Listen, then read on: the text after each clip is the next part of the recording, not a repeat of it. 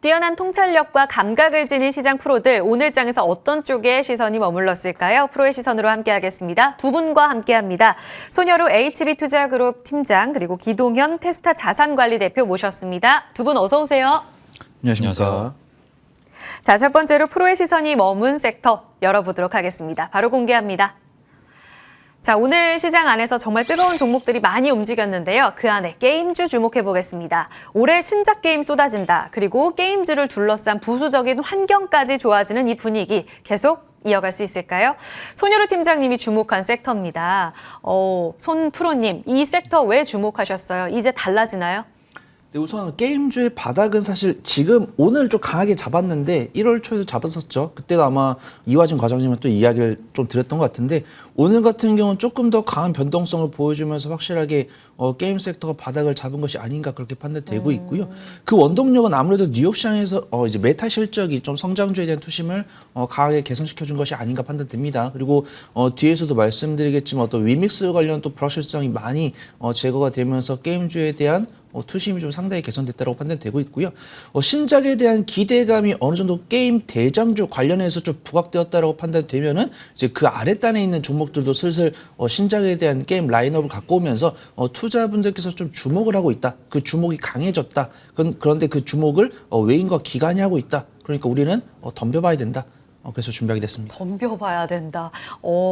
지금 메타 덕분에 투심 살아났고요. 위믹스 리스크도 해소하는 구간이다. 그 이야기 여쭤볼게요. 지금 봤을 때 위믹스가 1,000원 돌파했다고 하고요. 이게 이제 국내에서는 상폐가 됐지만 해외에서요. 그리고 펜토큰 머틀에 대한 반응도 시총이 굉장히 많이 불어났대요. 신작 이야기도 해주셨잖아요. 이렇게 리스크 온 분위기에 뭔가 코인도 살아나고 신작까지 이렇게 되면 24만 원에서 2만 원까지 밀렸던 위메이드를 중심으로 뭔가 새롭게 구원투수가 등장한 거라고 해석해도 되는 겁니까?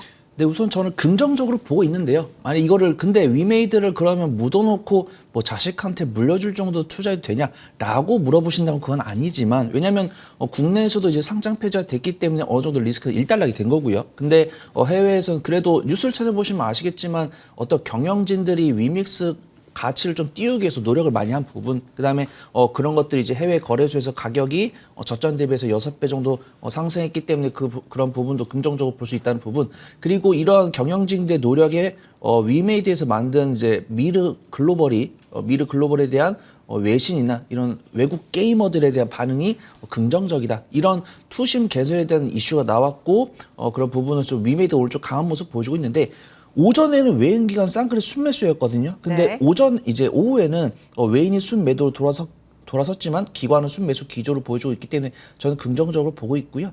어떤 위메이드를 비롯한 게임주들은 그래도 트레이딩 스킬을 갖추어서 좀 공략해 볼 수 있는 수급과 움직임이다라고 판단되고 있고요. 어떤 실적에 대한 결과물이 나오기 전까지는 얼마든지 좀 드라이브 걸어볼 수 있지 않을까? 그렇게 좀 판단하고 있습니다. 알겠습니다. 위메이드에 대한 평가 자체는 기관의 순매수가 이어지는 가운데 지속적으로 보자. 잠시 후에 게임으로 좀 확장돼서 여쭤보도록 하고 이번엔 기 대표님께 가볼게요. 대표님 지금 방금 리스크가 어느 정도 해소됐다. 위믹스가 국내에서 이제 상장 폐지라는 12월에 정말 어마어마한 악재를 소화하고 거의 엄청나게 10분의 1 토막이 나면서 빠졌잖아요. 네. 완전히 다 해소한 거 맞는지도 궁금합니다. 그리고 지금 이 NFT와 관련해서 그동안 위메이드를 끌었던 이 NFT 모멘텀을 P2E 사업으로 연결짓는 것에 대해서 여전히 말이 많더라고요. 그렇죠. 국내선 거의 안 된다던데 이거 어떻게 다시 불붙을 수 있나요? 우선 P2E부터 말씀을 드리자면 아쉽게도 법원에서는 최근에 P2E 게임을 불법으로 판단을 했거든요. 그 게임사가 이제 나트리스인데 나트리스가 운영을 하고 있는 무한돌파 삼국지라는 게임에서 일정 퀘스트를 수행을 하게 되면 거래소에서 코인을 주고 그걸 이제 현금화할 수 있는 서비스였습니다. 이런 것들을 이제 법원이 이제 사행성으로 조금 판단을 하게 되면서 국내 시장에 결과적으로 P2E는 아직까지도 진출을 할 수 없다라는 판단으로 볼 수가 있는 거고요. 이런 것들을 게임사들은 이미 일찌감치 알고 있었기 때문에 국내 시장보다는 해외 시장의 눈을 조금 빠르게 돌리고 있습니다. 위메이드부터 보시면은 대표적인 IP죠. 미르 M이라고 하는데 있는데 미르 M을 지금 현재 이미 170여 국에 출시를 한 상태이고 네. 네오 위주도 보면 블록체인 전문 자회사 인텔라 X를 가지고 메타버스 플랫폼 구축에 상당히 투자를 많이 하고 있는 상황들, 그리고 컴투스 홀딩스도 이제 자체 블록체인 메인넷을 만들기 위해서 엑스플라에 대한 어떤 안정성을 지속적으로 해외단에서 강화를 하고 있다라고 보시면 좋을 것 같습니다. 국내 시장 환경이 녹록치 않기 때문에 해외 시장에만 눈을 돌리고 있다라고 볼 수가 있는데 실제로 해외 시장도 사실 그렇게 시장은 녹록치는 않은 상황입니다. 그 이유로 보자면 최근에 FTX 사고가 있었기 때문에 가상자산에 대한 이미지 자체가 많이 안 좋아져 있고 여기에 따라서 자금 자체가 많이 빠져 있는 상태. 여기에 대해서 추가적으로 최근에 블록체인 게임들이 출시된 이후에 반짝 좀 유행을 했다가 금방 좀 그 유저들이 많이 줄어들어 버리는 어떤 흐름들이 있었어요. 이런 흐름들을 보자면 주로 이제 투자자들이 블록체인 게임이 어떤 식으로 돈을 벌게 해주고 내가 현금화할 수 있는지 흥미로 진입을 했다가 빠져나가는 경우가 많았기 때문입니다. 지속력이 좀 부족하다. 그렇죠. 그만큼 게임사들이 P2E, 그러니까 게임을 해서 돈을 버는 것에만 집중을 했던 것이고 이 순수한 게임성에는 원래 목적을 많이 잃었었기 때문에 요즘 P2E 게임들이 인기가 없는 겁니다. 그래서 이런 부분들을 해소를 하려면 우선은 기존에 가지고 있는 게임사들의 원래 목적인 게임성에 조금 집중을 해서 해외를 진출을 하는 게 좋겠다라고 생각하고 있습니다. P2E는 게임성의 경쟁력에 달려 있고 말씀하신 대로 지금 NFT라든지 이런 내용들에 있어서는 어느 정도 주가엔 다 반영이 되기는 했는데 그렇죠. 영향력을 조금 잃어가면서 해외 네. 쪽으로 눈을 돌리고 있는 이 부분도 짚어주셨습니다.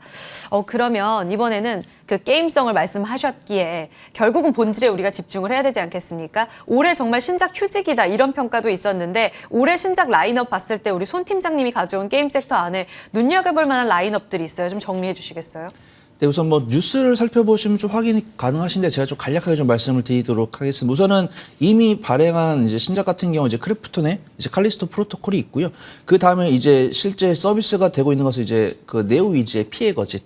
그 다음에 그 뒤로는 뭐 NC소프트의 뭐 TL이나 리니지 W, 그 다음에 넥슨 게임즈가 상당히 많은데 그 중에서는 이제 나이트워커랑 프라시아 전기, 이제 넷마블 같은 경우는 하이프스커프랑 나 혼자만 레벨업, 그 다음에 NHN 같은 경우는 조용히 올라오고 있는데 NHN 같은 경우는 네. 미드코어 루트 슈퍼 장르인 다키스트 데이즈라는 신작을 사실 2022년에는 신작에 대한 라인업이 공개가 안 됐었는데 2023년에 어떤 게임주가 1월 초에 바닥을 잡았을 때 먼저 뭐 NC소프트나 뭐 넷마블이나 네오위즈 이런 종목들이 신작에 대한 기대감을 줬고 그 뒤에 아랫단에 있는 종목들이 속속들이 좀 신작에 대한 기대감을 주는 것 같은데 제가 여기까지 말씀드렸을 때 그럼 손 팀장이 저렇게 말한 종목들은 엄청나게 상승하겠지? 라고 생각할 수도 있는데 네. 이 부분은 좀 지금 보시는 시청자분들께 좀 판단해 주셔야 되는 부분들이 어떤 피해 거짓은 실적 발표가 아직 나오지 않았지만 반응은 좋았어요. 그 다음에 크래프톤 같은 경우도 칼리스토 프로토콜이 굉장히 뭐 영상미도 있고 어떤 게임 방향에 대해서 굉장히 좀 기대감이 나왔었는데 실제로 매출은 우리의 기대감만큼 정비례해서 연결되지 않는다는 것이죠. 그래서 그럴까요? 제가 만약에 오늘 게임주를 제가 갖고 왔지만 네네. 이 게임주로 엄청난 기대 수익률을 가져갈 수 있겠다라고 말씀드리기 어려운 게 신작에 대한 기대감만큼은 매출이 따라주지 못하고 있는 부분들이 확인되고 있기 때문에 좀 강하게 말씀드리지 못하는 거고요. 일단은 이 게임이 정말 재밌겠다라고 판단하기 위해서는 어떤 영상이 좀 공개가 돼야 될 것 같습니다. 일단은 뭐 칼리스토 프로토콜도 영상으로 봤을 때는 엄청난 기대감이 있었지만 투자금 대비 회수가 덜 돼 있고요. 일단 피해 거짓 같은 경우도 정말 영상이 공개됐을 때 이제 트레일러 영상이라고 하죠. 영상이 공개됐을 때는 상당히 기대감이 있었고 뭐 플레이스토어에서도 1위를 유지했었는데 그 실적이 잘 나올 것인가 이런 부분 좀 확인해 봐야 되고 그 다음에 이런 제가 말씀드린 나열해드린 게임들 중에서는 TL이나 리니지 W, 나 혼자만 레벨업 이 게임들은 제가 좀 기대를 하고 있지만 이제 시청자분들께서는 영상 공개되는 걸 보고 내가 정말 이 게임을 해볼 만한 게임인가 이 부분을 판단하시고 기대 수익률을 산정하시는데 좀 참고를 해보시면 좋지 않을까 그렇게 좀 말씀드리도록 결국은 하겠습니다. 신작이 있다고 다 수익률로 연결되는 건 아니고 확인을 해봐야 되고 일평균 매출액이 이제 찍히는지 여부, 숫자의 여부를 확인해야 된다 이 말씀이신 것 같아요. 그렇죠? 그럼 계속 리포트 봐야 되는 수밖에 없네요. 꾸준하게 체크를 해야 되고 네. 제가 누누이 말씀드리지만 어떤 기대감으로 묻어놓고 투자할 수 있는 섹터는 사실 정통 가치 섹터밖에 없습니다. 그렇죠. 근데 게임주도 성장주의 일환이라고 본다라고 하면 꾸준하게 수급이랑 뭐 추세랑 뉴스 살펴보셔야 되고 네. 트레이딩 스킬을 갖추셔야 된다. 트레이딩 스킬이 없다라고 하시면 우리 프로의 시설을 좀 꾸준히 챙겨보셔야 되지 않을까 그저 말씀드리도록 하겠습니다. 주목해 주시면서 마지막에 또 토픽으로 투자 아이디어까지 꼭 주목을 해 주시고요. 이번에는 조금 회의적인 시각으로도 여쭤볼게요. 기 대표님, 이 중국 쪽 모멘텀이 사실 게임주 연초의 분위기를 가장 먼저 끌어올린 게 사실이잖아요. 네. 판호 발급에 대한 기대감. 그런데 판호 발급, 글쎄 중국도 요즘 잘 나간대라는 네. 시선 때문에 이 연속성이 전혀 좀 확인이 되지 못했습니다. 그러면 이쪽 모멘텀은 더 이상 주가 영향력은 없어요? 요즘 국내 게임사들이 중국 출시 전에 대만 쪽 눈치를 많이 보는 것 같아요. 오. 대만의 흥행 성적이 이제 중국에서의 얼마나 흥행할 수 있을지에 대한 어떤 바로미터가 최근에 되는 것 같거든요.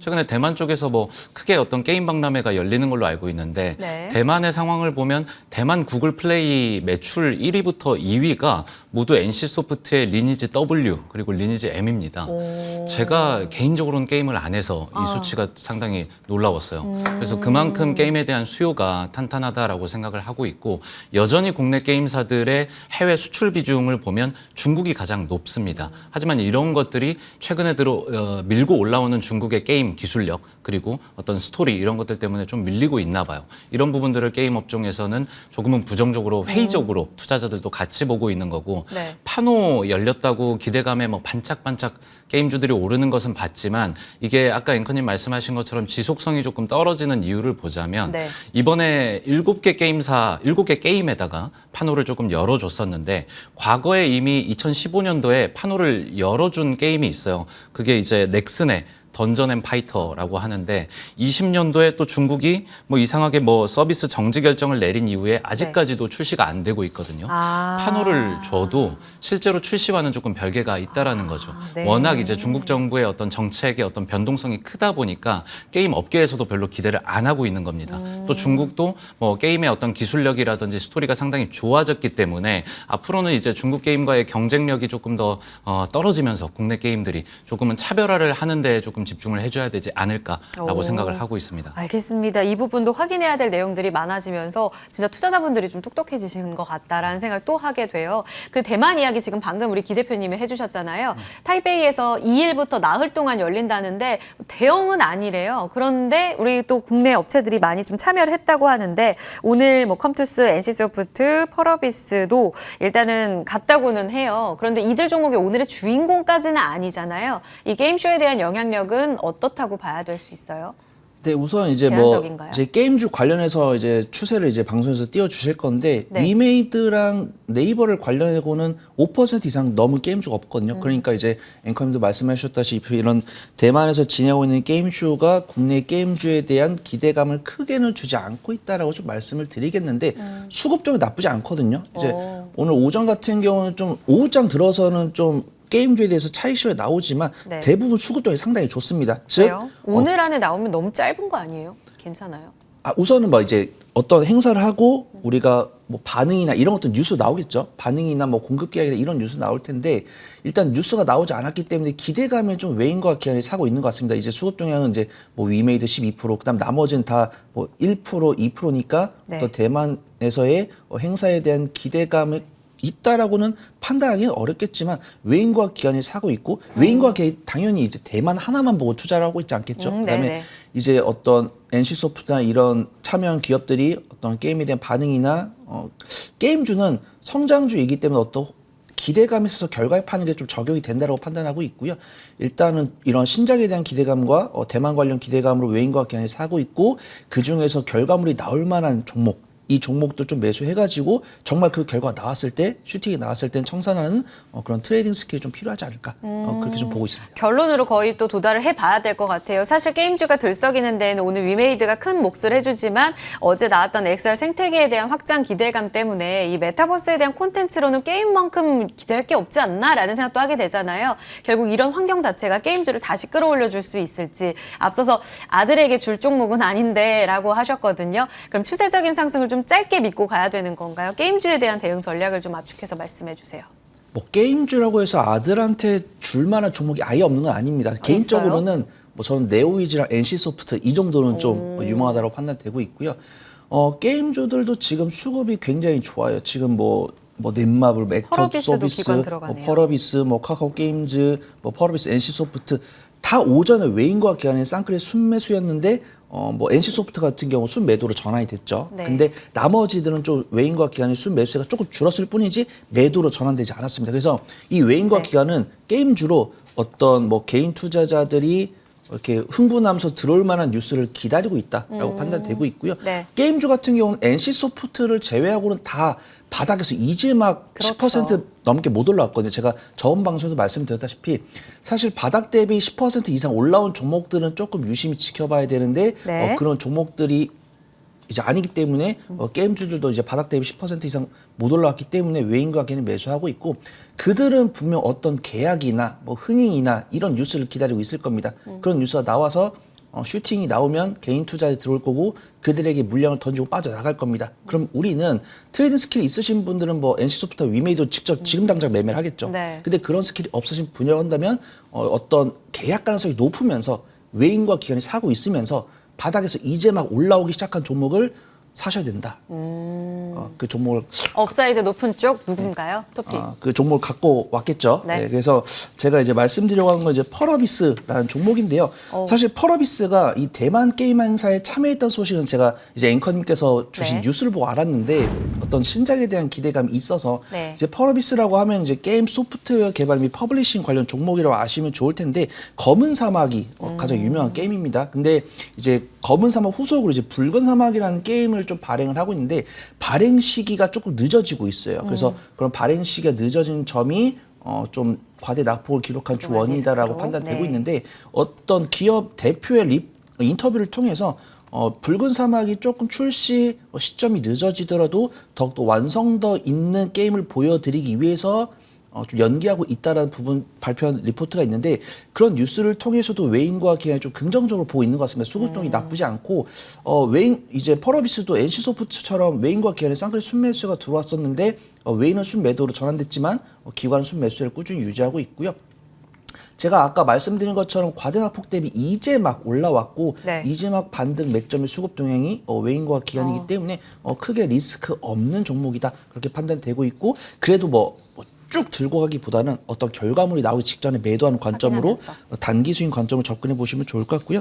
제가 매수가는 48,500원 말씀을 드리고요. 손절가는 46,000원에서 47,000원 정도. 그다음에 1차 목표가는 55,000원 잡고 단기 수익 관점으로 지켜보시면 좋을 것 같습니다. 네, 위메이드를 중심으로 환호하는 이 분위기 안에 옥석 가리기 필요하겠습니다. 수급 그리고 뉴스 확인하자. 오늘의 토픽 펄어비스까지 들어봤습니다. 다음 그럼 두 번째로 프로의 시선이 머문 쪽으로 가보겠습니다. 공개하죠. 두 번째 섹터입니다. AI가 정말 대세는 대세인가 봅니다. 오늘도 네이버의 이 음성 AI 출시 소식과 함께 관련 종목들이 뜨겁게 움직이고 있는데 대세 AI 누가 지켜줄까요? 보안 잠그고 수익은 풀어줄 수 있는 이 아이디어 열어보겠습니다. 기 대표님이 골라주셨어요. 네. 이쪽 사실 대세 AI를 가져오실 줄 알았는데 사이버 보안으로.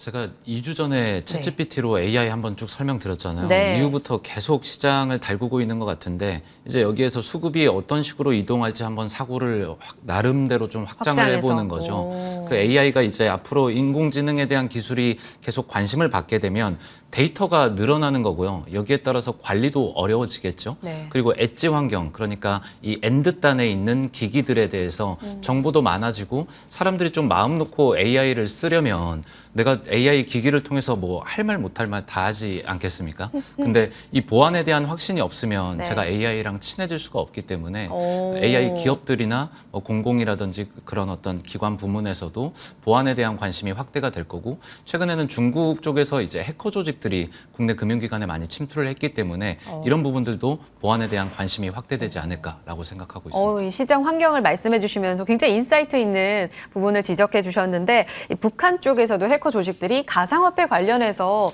해킹했다라는 뉴스가 전해지고 있습니다. 작년에 거의 2조 원이었다고 하더라고요. 지금 말씀하신 중국 해커 조직 이야기까지 지금 네. 해커들의 사이버 공격이 우리가 체감하지 않았지만 그만큼 심각한 건가요? 수준 자체는 그렇게 고난이도의 해킹은 아닙니다. 그냥 기업의 어떤 이미지 실추를 목적으로 해서 홈페이지 그 첫 화면에다가 이제 공격을 감행을 하는 건데 본인들이 원하는 이제 워딩이라든지 이미지를 이제 뿌리는 거거든요. 이런 것들이 이제 대표적으로 디페이스 공격이다라고 하는데 수준이 높지는 않지만 이게 지속됐을 때는 정말 실제로 그들이 원하는 우리 기관에 대한 이미지는 정말 실추가 되는 것이고 예. 뭐 우리 공공기관들 보면은 서버를 이제 직접 운영을 하지 않고 위탁 운영을 하기 때문에 이런 분들은 이런 기관들은 조금 취약할 수 있겠다. 해킹에 그런 어떤 우려들이 갖고 있는 거고요. 이번에 실제로 해킹이 정말 너무 쉽게 뚫렸기 때문에 정부에서도 이 보안에 대한 어떤 역량을 좀 강화하기 위해서 보안 관제 시스템 구축 계획을 갖고 있습니다. 과기정통부에서 이제 주도로 이제 해주고 있는데 금융이라든지 통신, 공공 분야에서 사이버 모의 훈련을 강화한다든지 소속 산하기관의 어떤 뭐 정보 보호 역량 강화 정책을 좀 펼치겠다라고 하고 있습니다. 예, 알겠습니다. 이 시장 자체가 커지고 있고 그만큼의 공격 문제성에 있어서는 다들 인지를 하고 있다라는 이야기를 해주셨는데 여기에서 연결고리를 계속해서 좀 찾아서 확장시켜서 좀 질문을 드려보자면 지금 정부의 STO 그러니까 토큰 증권 관련해서 가이드라인이 이달에 좀 발표가 되지 않습니까? 이와 관련해서 블록체인 기술 뭐 이와 관련하면 사이버 공격과의 연결고리를 우리가 찾아볼 수가 있을 것 같은데 여기에서 뉴스가 발표돼서 예상보다 규제를 많이 풀어줬는데 하면 사이버 보안주들도 같이 들썩일 가능성 어느 정도로 볼 수 있을까요? 우선은 이제 보안주 같은 경우는 아직 그래도 2021년보다는 좀 아직 바닥 대비 많이 못 올랐기 때문에 좀 슈팅 가능성이 있다고 판단되고 있고요. 어떤 정부에서 이제 그냥 NFT 뭐 발행하고 유통하고 이게 끝나는 게 아니고 조금 더 신빙성 있는 NFT를 좀 만들기 위해서 좀 증권형 토큰 관련 가이드라인을 좀 발표한 것으로 판단이 되고 있는데 네. 어떤 성장성으로 강하게 탄력을 보이다가 한번 꺾일 때 이제 보안적인 뉴스로 인해서 꺾인 게 이제 12월 중반이었죠. 위믹스 때문에. 그다음에 이제 다시 한번 더 AI가 강세를 받으면서 이제 뭐 카카오 데이터 센터도 화제가 나고 그러면서 어떤 보안이나 데이터 보안에 대한 중요성이 우리가 좀 체감을 부각이 됐었죠. 했잖아요. 그다음에 네. 이제 더욱더 뭐 자율주행이나 AI 이야기 나오면서 빅데이터를 관리하기 위해서는 뭐 서버 뭐 디램, 뭐 서버용 CPU 이것도 중요하지만 그거를 이제 보안적으로 지키는 부분이 좀 유심히 지켜봐야 된다 해서 빅데이터 쪽으로도 수급이 몰리고 보안 쪽으로도 수급이 몰리면서 그나마 좀 트레이딩 스킬이 없으신 분들은 그나마 좀 보안이 안전하게 좀 매매할 수 있는 관점이다라고 판단되고 있고요. 뭐 탑픽은 뭐 기 대표님도 저도 갖고 왔지만 어떤 기대감이 이제 한컴 위드나 뭐 갤럭시와 머니트리처럼 실제 어떤 뭐 구글과의 계약, 그다음 정부와의 계약 이런 것들이 실제 결과물이 나오면서 여긴 정말 안전한 곳이구나라고 투심이 들어오는 것이라고 판단되고 있고요. 수급 동향도 뭐 외인과 기관이 꾸준히 매수하고 있지는 않지만 그래도 매도보다는 매수가 강하기 때문에 좀 공략해 볼 필요는 있고 보안 같은 경우는 우리가 정보화 시대가 꾸준히 우상향한다고 하면 그 뒤를 뒷받침할 수 있는 섹터는 좀 분명하다. 그렇게 좀 말씀드리도록 하겠습니다. 그럼 주인공까지는 아니다 이 말씀이세요? 어떤 종목을 보고 계세요? 뭐 안전한 조연이다. 연기력이 짱짱한 조연이다. 그렇게 좀 봐주시면 좋을 것 같고요. 제가 먼저 탑픽 공개하나요? 네, 어떤 종목 보고 계신지 그렇습니다. 궁금합니다. 제가 그래서 준비한 탑픽은 드림 시큐리티라는 종목인데요. 우선은 본업은 공공기관 등 금융기관 등 다양한 기관에 이제 유무선 보안 솔루션을 제공하는 기업인데 우리가 흔히 은행이나 어떤 뭐 민원24 이런 공공기관 사이트 들어갔을 때 이제 보안을 담당하는 그런 솔루션 업체라고 보시면 좋을 것 같고요. 네.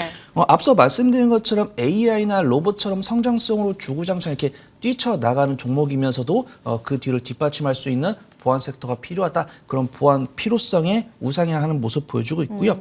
보안 관련해서는 안정적 실적을 갖고 있는 종목이 몇 개 안 되는데 그 중에서도 드림 시큐리티를 연간 실적 기준으로 흑자를 기록하고 있고 매년 점진적으로 매출액과 영업이익이 증가하고 있는데 그 이유는 이제 주된 고객사가 대한민국 정부고 금융사이기 때문인 것으로 판단됩니다. 그래서 뉴스를 찾아보시면 꾸준하게 드림 시큐리티 같은 경우는 안정적인 실적을 기반으로 해서 뭐 얼굴 인식 기술이나 어떤 보안 기술 등 꾸준한 사업 다각화를 진행하고 있기 때문에 좀 긍정적으로 성장성과 안정성을 고루 갖춘 종목이다라고 보시면 좋을 것 같고요.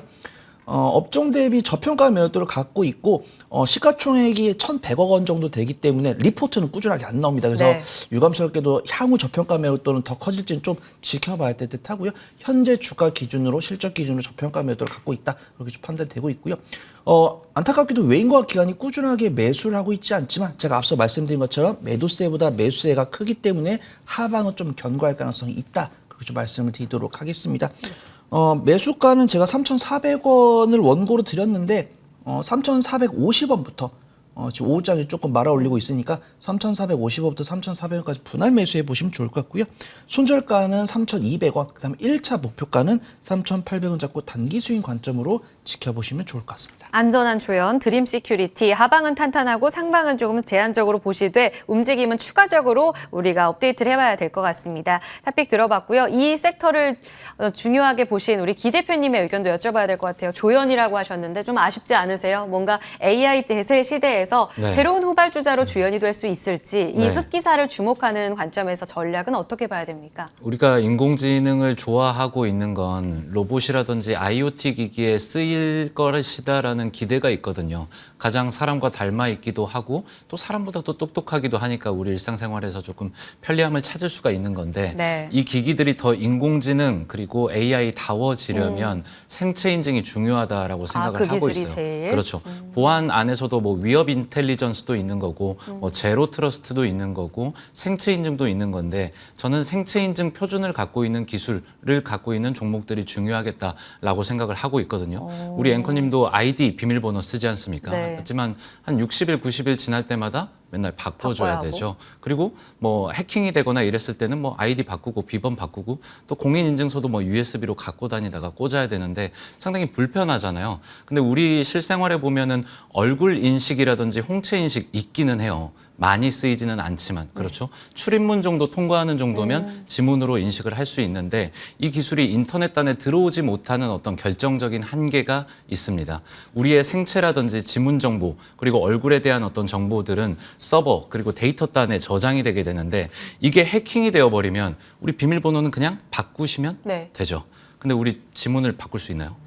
홍채를 바꿀 수도 없어요. 얼굴을 바꿀 수도 없는 거기 때문에 해킹에 상당히 취약합니다. 그래서 우리의 어떤 지문이라든지 얼굴 인식에 대한 정보는 데이터 센터에 두시면 안 되고 네. 이 말단에 엣지 환경에 기기 안에 들어가 있게끔 해야 된다라는 거죠. 그게 생체 인증 표준 기술인 파이도 라는 기술인 거고 네네. 그 파이도 FIDO 기술을 위해서 여러 글로벌 빅테크 기업들이 이제 얼라이언스를 만들어 가지고 네. 서로 멤버들로 활동을 하고 있다라고 보시면 좋을 것 같습니다. 그런 기술을 갖고 있는 기업들이 국내에도 있기 때문에 누군가요? 이런 쪽을 좀 주목을 해보자라고 생각하고 있습니다. 그럼 파이도와 관련된 핵심 토픽 누군가요? 파이도와 관련된 곳은 이제 라온 시큐어라는 기업이거든요. 예. 뭐 오늘 제가 탑픽 추천주는 아니지만 간단하게 설명을 해드리고 보면 아까 파이도 얼라이언스의 어떤 그 의장이 그 라온 시큐어입니다. 마이크로소프트라든지 구글, 아마존 등이 그 파이도 얼라이언스에 가입이 되어 있고 아시아 쪽에서 라운시케어가 상당히 파이도 기술로는 상당히 기술력이 좋기 때문에 이런 부분들을 좀 인정을 해주셨으면 좋겠습니다. 그럼 기 대표님 탑픽은 누군데요? 짧게 제 갈게요. 탑픽은 네, K사인이고요. 시간이 네. 없으니까 짧게 말씀드리면 네. 자회사 센즈랩이 15일에 상장을 앞두고 있습니다. 위협 인텔리전스 데이터를 아시아에선 가장 많이 보유하고 있기 때문에 아마 상장했을 때 주목을 크게 받을 거고 이미 고객사 국내에 1,200여 개 있습니다. 행안부, 뭐 현대해상, 하나생명 등의 어떤 금융주라든지 공공기관들이 고객사로 포함이 되어 있다. 그리고 매출액 3년 동안 꾸준하게 성장하고 있는 부분들 그리고 최근에 기간의 수급까지도 긍정적으로 흘러가고 있다라고 보시면 좋겠습니다. 가격 라인 어느 정도인가요? 매수가는 현재가부터 1,800원이고요. 목표가는 2,500원, 손절가는 1,400원 잡도록 하겠습니다. 네, 지난 4월까지의 업사이드 보고 계십니다. K사인 탑픽까지 함께 들어봤습니다. 프로의 시선은 여기서 마무리 짓도록 할게요. 손효로 팀장, 기동현 대표와 함께했습니다. 두 분 말씀 고맙습니다.